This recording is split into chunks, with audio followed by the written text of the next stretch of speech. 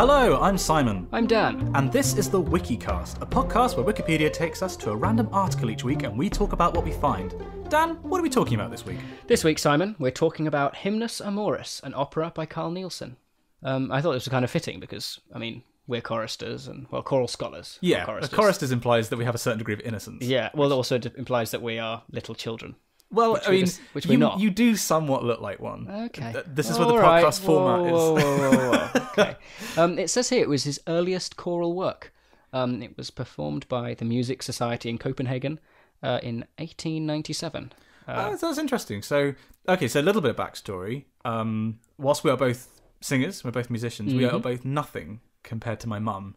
My mum is actually an amateur opera singer, which I don't think I've really talked about on the vlog before. I don't think so. So she might even know this. What was the name of this again? Hymnus Amoris by Carl Nielsen. So she might have even done this, for all I know. So that from her being my mum, I've acquired a certain amount of background knowledge about opera. So I know that is the tail end of what I guess you could consider the classical opera kind of period. That's the period like post Verdi kind of time, post Wagner, like quite a bit post Wagner, but before stuff like Peter Grimes came in, like the more modernist kind of operas. So that's interesting actually. So 1891, did you say? Yeah. 1897. 1897. Okay. For soloists, choir, and orchestra. Oh, that's interesting. Opus 12, and it's his earliest. It's his first opera. It's his earliest choral work, so it's the first time he would have been writing for voices. Do you think that when people say that, like, they never even did any scraps of paper? Like, it was just like, I want to write something for voices. Yeah, I'll do an opera. I would assume that it means formal, kind of published work. Yeah. He wouldn't have just been kind of leaping in, I imagine if we went to his apartment in 1897, there would be the equivalent of post-it notes all over his house with little kind of things written down here and there, I don't know, what kind of musical composition would you put on a post-it note? I don't know, something fairly short. Perhaps responses. Yeah, each one. On one post-it note, O Lord, open thou our lips. On the second, and our mouths shall show forth thy praise. Can you tell that we weren't kidding when we said we did we mention we're choral singers? I don't know if we've spoken about this before. We literally live and breathe this stuff. Oh yeah, absolutely love it. Not anymore actually, I suppose, because it is the summer. We're recording this and it's been a glorious couple of days in Exeter actually. Lovely, yeah. The students have gone away apart from us. Yeah. And we've been soaking it up and not doing anything. No. Actually. I had a marvellous day yesterday in that you went off to the office to do, because you're doing a PhD. I'd like to point out, I went to the office, this was about 9:30, I'd guess, because it was a little bit late for me. You were having your post-breakfast nap. I was. I am 55. I'm not sure if anyone knows about this, but... right, I think a backstory is necessary, because I need to justify this. It's not that weird. I didn't have apparently I did have a really good night's sleep. Anyway, I naturally Where did you woke. sleep? I slept in my room. Oh, okay. Which is for once. Yeah, for once, because usually if Simon's not at home and I can get away with it, I will sleep on the sofa because the sofa is comfy and I can watch a film. And also, he fits. That's the thing. I can't. It's a snug little. I cocoon myself in. Yeah, I woke up at 5 and I thought, well, we may as well start the day. So I came downstairs and made some lovely breakfast. It was all very, very nice. I ate outside in the morning sun. Had eggs and soldiers. A cup of tea. Listened to a bit of Radio 4. It was quite nice. You really are 55. Yeah, I love it. I then came back inside, did the washing up, came in, and just decided to have just kind of a little lie down. I felt I earned it, Anyway, next minute, I'm waking up for a nap. In fact, I wake up to you, I think, taking a photo of me. Is that right? You woke up just before I could take it. Oh, it was really that's annoying. Such a shame. I was going to put it on Twitter, and really, you really ruined it. It was brilliant. I don't know if anyone else gets this, but sometimes if you have a nap, you can sleep for a bit too long, and then you wake up all groggy, and it's not very nice. Yeah, you wake up in like the deepest part of your sleep cycle. Yeah, like I cannot nap. Okay. I nap maybe once every couple of months. I just there's something about it I just can't do. Because I would have napped for maybe 45 minutes to an hour, and I think if you push it over an hour, that's when you start to feel a little, groggy, and you don't wake up feeling particularly refreshed. But it was such a good day. Sorry, do you want to get your phone there? Yeah. Ever the professional. Don't just mind me. I'm going to turn that off. It was such a good day that I decided to do a load of washing, and 5 loads actually, and they were drying in the space of 20 minutes. You messaged me again. We really can't emphasize enough how middle-aged Dan is. the fact that you watched Wimbledon after your post-breakfast nap and did washing, and you messaged me really excitedly saying, "I've done like 4 loads of washing today." Amazing. I was so happy. I had when you I had went a good to bed clean last as well, night. didn't you? Oh yeah, I don't know where I get this song. Possibly my mother, but if I'm ever feeling slightly stressed or want to be put into a good mood, I just clean like a madman. He's a great housemate. Yeah, it's really pretty good. ideal. Keep it in good nick. There was a housemate of mine in Oxford who would stress bake, which was a wonderful trait. That's pretty good. Well, I don't really bake. I like cooking kind of savoury meals, but you're a good baker. I love to bake. I never really have the time. I'd put you as so high. You're almost kind of like a master bake. Yeah, everyone. That's you can use that one if you like. That's completely fine. Thank you. I for a second then I thought you were being serious. No, it's me. Yeah, this is true. I'm never serious. Our friendship is based on various expletives directed towards each other. We were trying to work out how we could end the show, and we were like, what do we say to each other that's uniquely us? And then it was just a bunch of words that we can't repeat for our listeners' delicate ears. I mean, we never said this wasn't going to be a family show, I suppose, but we want to keep this. We're listed as on iTunes as clean. I say that is wrong on all kinds of levels. I listed that. I mean, I didn't want to put us down as explicit. I don't think we're that bad. If you meet us, you'll see why this is completely wrong. Yeah, this is probably true. So this is interesting actually. Whilst we've been talking, I've been doing some stealthy Wikipediaing. This opera was by Carl Nielsen. It was. Because Wikipedia is Wikipedia, there is an article about the music of Denmark. Because name me another Danish composer off the top of your head. Am I missing out a really obvious one? I don't think so. The point is there aren't many of them. I think it'd be fair to say there aren't many. And the Wikipedia article has a subsection called the Carl Nielsen era. Oh, really? Yeah, so he was a big influence. Him and Thomas Laub. We've gone into Germanic languages, moving away from Dan Moore tries to speak French, which is definitely a good thing. So what's interesting about the article is that it says that his music became popular. It was a form of nationalism because Denmark was having problems at the time everything was being composed with Germany.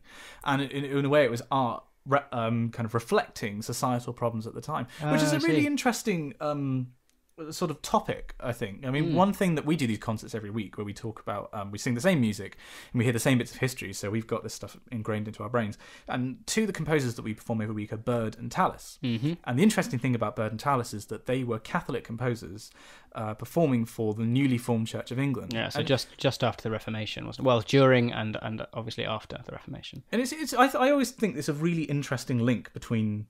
It's like music holds up a mirror to society and reflects what society's feeling at the time, and that carries right the way through to the modern day. The fact that in the 80s there was a lot of punk, a lot of really short, sharp, to the point, brutal kind of music, which you could interpret as being like a reaction to the politics at the time. People were feeling disaffected and angry.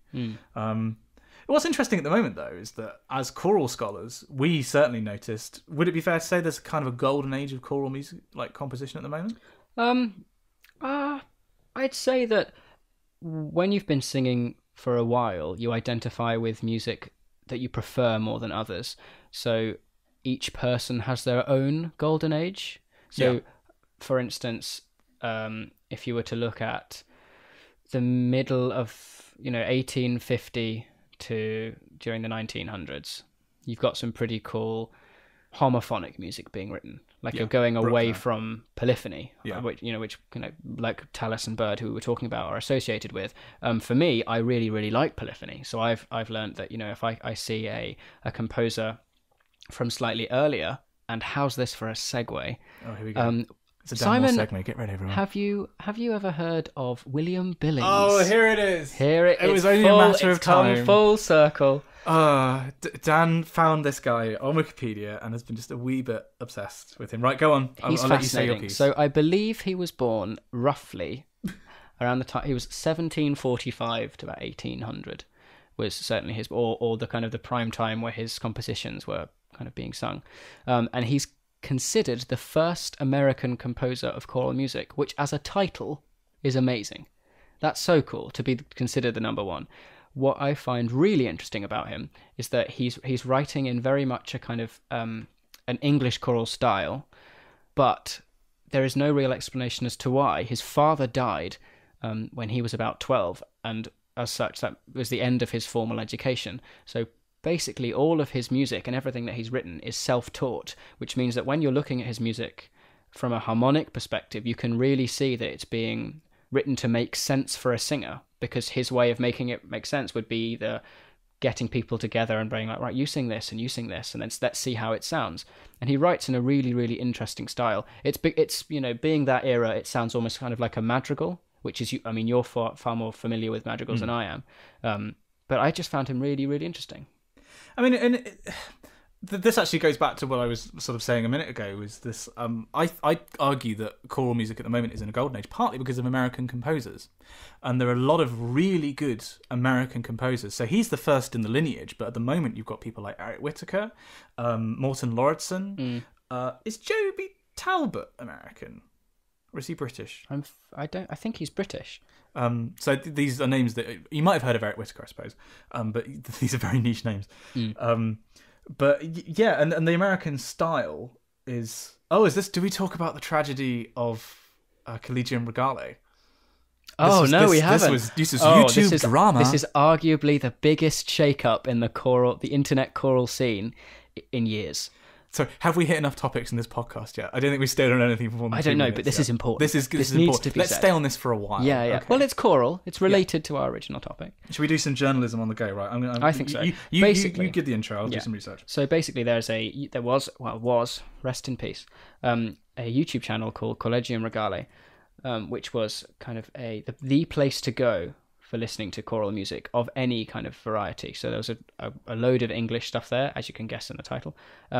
Also a load of American things, and any other non-European or European choirs that would do particularly good recordings, you'd suddenly see them cropping up. And it was a brilliant place, this massive melting pot of both kind of choral music, ancient and modern, being performed by a variety of different people, and it was just doing so much for the kind of the culture, I guess. Yeah, and it was a great way for us to learn. It was often on in the house. But what happened? If you actually go to the YouTube channel now, it reads in red at the top, "This account has been terminated because we received multiple third-party claims of copyright infringement," which is completely correct. Oh yeah, they were posting recordings they didn't own. Yeah, I'm not actually sure how many subscribers they had. Quite a lot. A lot. From a subscriber count, I'm not sure, but you could definitely see, if it'd be hundreds of thousands of views. Easily. Yeah. It was a big channel. So the interesting thing there is, surely for them to strike a copyright claim, and for so many people to do so, there must have been an issue with monetization. Well, that's the thing. I mean, what I would guess is that up until... This was a couple of weeks ago, wasn't it? Up until then, the record companies were content with taking the lion's share of the profit. Because if you were flagged as... If I, for example, was to upload a video that used copyrighted music, if I used to say Ed Sheeran's music, for whatever reason, in one of my videos, it would be recognised by YouTube's algorithm that tracks through all of it and says, it's almost like the bad version of the Microsoft paperclip. Like, it looks like you've copyrighted some music. Can I help you? So that then takes all the monetization, and it will give you a small fraction, but most of it will go to the people that own the copyright, which is, in my opinion, a very good way of doing it. Yeah. And I think that what happened with this channel was that the record companies basically saw that whoever owned the channel was probably freeloading a little bit too much, and that they were better off. Yes, the exposure was good, but they were better off just pulling all of it down and hosting it on their own services and make people buy it, which is probably true. I mean, we're probably more likely to actually buy recordings now than we were before. I mean, only very slightly more likely. But it's an interesting sort of part of the YouTube ecosystem. Really, this is like the industry side, which we're now both getting a little bit more accustomed to. Definitely, yeah. I mean, it was interesting that you're talking about how they kind of do it through algorithms and listening to videos, because I don't know if you know anyone that we know that might have had a copyright strike on a piece of Eric Whitacre music that wasn't actually sung by his choir. Do you know what I'm talking about? Yeah, this happened on one of my videos. This was when we at the end of my vlogs. If you don't know this, I have a YouTube channel where I do a vlog about being a PhD student and a choral scholar. And at the end of certain episodes, I used to put a recording of a piece of music that the choir had sung. And one week we were doing Sleep, which is a wonderful piece of music by American composer. That's almost the theme of this episode, it seems. So Sleep by Eric Whitacre. And it was just a whole piece sung by us at the end of the video. And it got copyright struck because YouTube's algorithm thought that was the CD recording. And so I had all the monetization taken off of it, and I had to file a report and be like, no, I own this. The trick would be that obviously you can see this is where algorithms kind of fall short. The end of this video wasn't just the audio; it was a video of us singing the piece. So as far as the claim goes, it would have been fairly easy for the lawyers to just go, oh, whoops. Yeah, oh, hang on, we've massively made a mistake. But the thing is, it did take them the full length of time that they could contest it. Like basically, there's a period of time, I think I'm right in saying, that they can contest it, and then if it gets the end of time, of that time, and it's not resolved, then you get your copyright back. And that's what happened to me. Right. So it's almost like it just didn't get reviewed. Okay. But I'm pretty sure that the way the algorithm works is it only looks at the audio, because certainly from a data perspective, that's much easier to do. I mean, YouTube, there's something nuts, like 100 years of footage uploaded every day to YouTube. Yeah, I remember hearing that. The other interesting segue, if we were talking about Eric Whitacre, who anyone in the kind of choral world will absolutely kind of fangirl over. I believe, I could be wrong, but I believe either today, tomorrow, or possibly yesterday, he's doing a concert with the BBC singers in the Royal Albert Hall. To release he's just done a massive new piece of writing, and it's all in one of the videos he was basically trying to describe he wants to write like Mozart and Bach, but for a contemporary choral choir with an American edge. So this is where so he's basically saying, I want to be the greatest composer ever, but with America in there. Yeah, because anyone who knows, if you were to think of classical music, you're probably thinking of Mozart or Bach. You're thinking of stuff that has very well-defined relations between it. It's very kind of crisp and clean. Is what obviously there's a lot more to the works than that, but that's probably what you're thinking. Whereas Eric Whitacre is not the exact opposite. In that all the music makes sense, but it's like the chords are much denser. It sounds literally almost as far as you could be from Mozart and Bach while still writing the same kind of music. So the way he was describing it is that he was trying to kind of explain it in the way that he was writing like he was writing for strings, but he wanted to take iconic kind of thematic American devices like the sound coming out of like Boston, or if you think about jazz in what's that city? New Orleans? Yeah. Streetcar Named Desire. New Orleans. And trying to create this kind of fusion. And I think one of the pieces is called like Lux Americana or something like that. Oh, you've got to be kidding me. I know, yeah, well, it's cringe. Wow. It's a bit cringe, but his music is a bit cringe. Yeah, it is.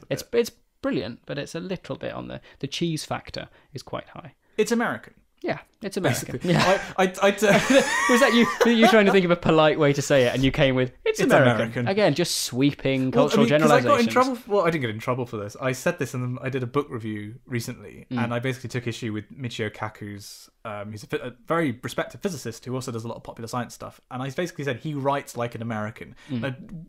I presumably you get what I mean when I say that. Like, American prose is pretty identifiable, certainly modern. Yeah. Yeah, but like having to explain that to be like, oh, what do I actually mean by that? I think what I mean is there's a lot of hyperbole, and it's more colloquial. Yeah, and I feel like that's in a way that's what American music sounds like. I couldn't tell you because I'm actually quite musically illiterate.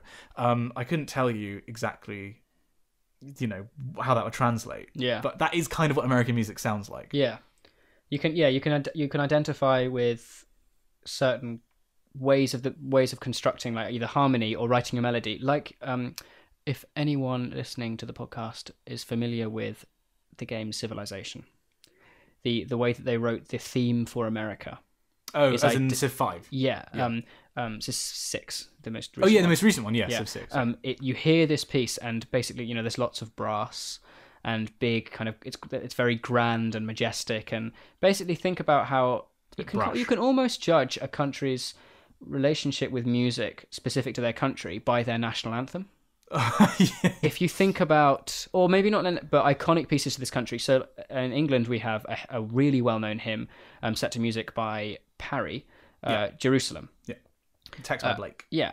America, if you look at the national anthem for America, it's similar kind of, it is, as you say, hyperbolic, a little bit kind of overly grand, but you like that, and it's, If it was a flag, it would be the Stars and Stripes, but with America in huge, bold letters over the front of it. Basically think about those really cliched film, like the voiceover, coming this summer. That's basically... Baloney. That's basically America. Yeah. In a nutshell, both musically, like the food, everything. That's it. Again, we're not ones for sweeping generalizations. No, I think America in a nutshell sounds like... Yeah. It's very clever. It's witty, too. Yeah, thank I you. really like that. Yeah, it's good. Whittaker. Oh, no, that's even better. That's very good. Well, no, what you also glanced over there, you just kind of like ignore that, put that in the corner. You ignored how terrible our national anthem is. You compare the American national anthem to Jerusalem, which I kind of wish was, but also I can understand why it isn't. But God Save the Queen is awful. It's awful, and surprisingly, or well, not surprisingly to those of these noble isles, there's been a number of times where the public have signed petitions to have it changed, and it's usually requesting. The change is usually Jerusalem. I think the problem with Jerusalem though is it's the text, isn't it? It's quite warlike, if I remember correctly. I'm going to look this up. Oh, it's not. It's not too bad. Cheeky typing. I think I certainly prefer the sentiment and really the kind of the musicality of Jerusalem to God save. Oh yeah. It's like the EastEnders theme. Yeah. My god. Bill Bailey does an amazing sketch about this. Yeah. It's just so plodding. Yeah, I mean, also the fact that it is literally called Jerusalem, which is a city in another country, and a very controversial one at that.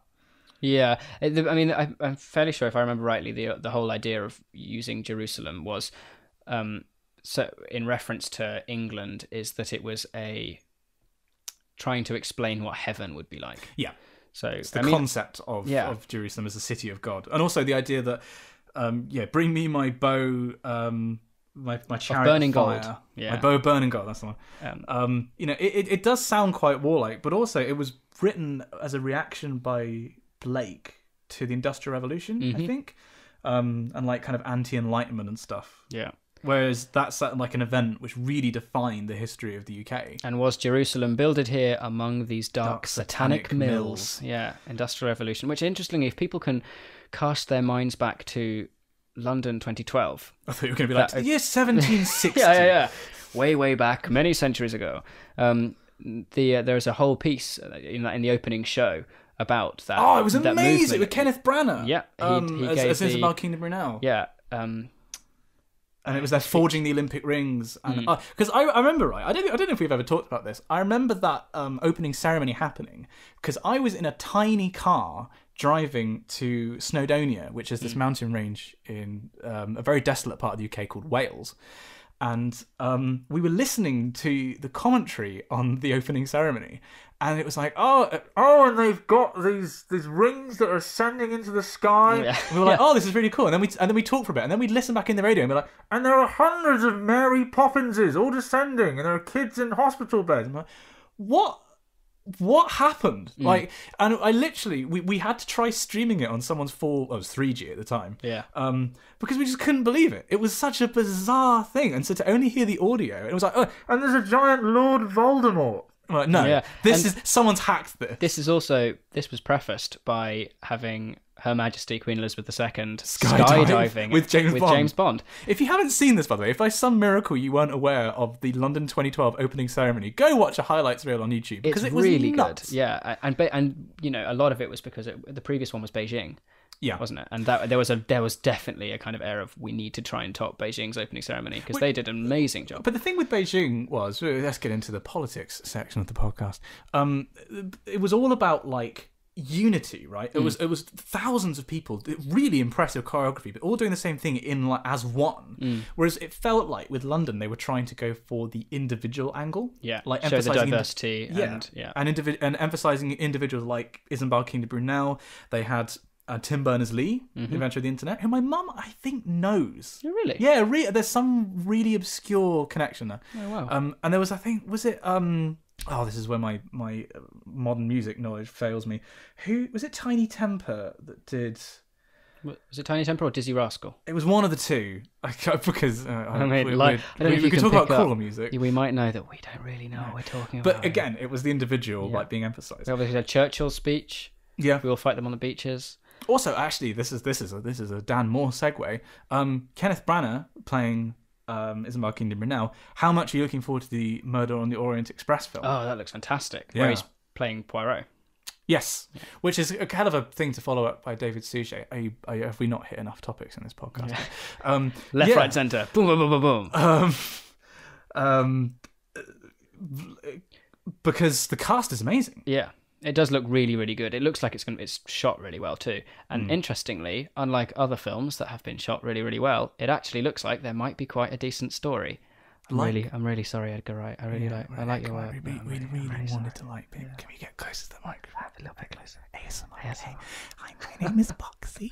Ooh, creepy. That was a reference to the fact that we did a review of Baby Driver on our YouTube channel, Spongy and Electric. We did.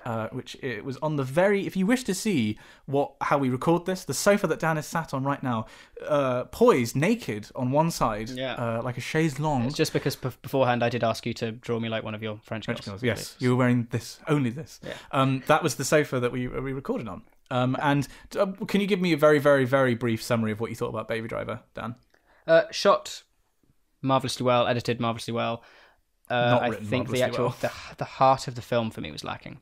But as I say, if you really want to get into it, and it is a good piece of. It's a good piece we definitely came off as very harsh in that review. We did, and we were harsh. We were harsh because we cared. Yeah. It was coming from a place of caring. But you go and watch it, and then watch our review, and then and make tell sure us to like, that comment, we're and subscribe. Horribly cruel, and just rip us to pieces. Though we haven't had that yet, to be fair. People seem to be agreeing with us. Yeah, and interestingly, also one of my favourite comments of all time. I had somebody comment. I actually did I did a video about this recently about my weirdest comments. Somebody commented saying, "You know nothing about films." So I thought, let's kill this person with kindness. Let's be nice. I was like, "Oh, what did you think of the film?" And then he replied with, "Sorry, I wrote that before I watched the video. It turns out you do know lots about films." Amazing. The finer folk of YouTube are showing themselves there. Yep. So Dan, what have we learned this week? Well, we've gone from Hymnus Amoris by Carl Nielsen being his first piece of English choral writing. I thought it was just choral writing full stop, wasn't it? It may have just been choral writing. I'm trying to claw it back to English because we've been talking about Eric Whittaker for so much. Well, we now can name a Danish composer. We can, yeah, and pretty good. But apparently the critical reception. Yeah, we haven't even listened to it, but it was probably good. Yeah, it was probably all right. We need to quiz your mum. She might know it. Because you, dear listener, have learned that I am the son of a very talented singer. It's got to be said. Yeah, we've also discussed the film Murder on the Orient Express, which is amazing. How we got there, I have absolutely no idea at all. We also the London opening ceremony and a story about me being in a tiny Peugeot 206 in the middle of Wales. Oh my god! Just all here, there, and everywhere. So that's all for this week's episode. Don't forget to subscribe to us on your podcasting service of choice, and you can like us on Facebook. And if you'd like to see our faces, you can check out our YouTube channel, Spongy and Electric. Fanfiction, tribal offerings, and other thoughts on the show can be sent to us at spongyandelectric@gmail.com. We'd love to hear from you. Join us again for another tumble down the wiki rabbit hole. And we'll see you next time.